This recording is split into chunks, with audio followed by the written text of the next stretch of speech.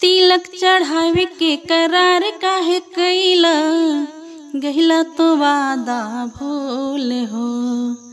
अपने तो अइला सब यार के ले अइला, कहला अंगनवा फूल हो।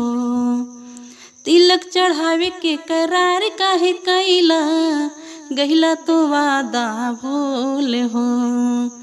अपने तो अइला सब यार के ले अइला, कहला अंगनवा फूल हो। खाली हाथे आके साला लेला तो इज्जत मोरे, हमके तो कैला मजबूर। साला तनी जाई न बहरिया, तिलक ले अइला कमजोर। साला तनी जाई न बहरिया, तिलक ले अइला कमजोर। साला तनी जाई न बहरिया। हमर मनवा के भावना पूरा भइल नाही सपना, हमर मनवा के भावना पूरा भइल नाही सपना।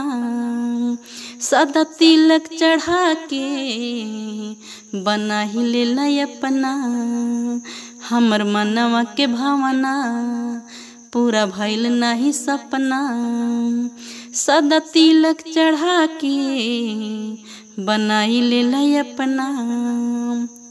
गौआ जवार सब जानिला नाम हमरे, लेला इज्जतिया मोर। साला तनी जाई न बहरिया, तिलक ले अइला कमजोर। साला तनी जाई न बहरिया, तिलक ले अइला कमजोर।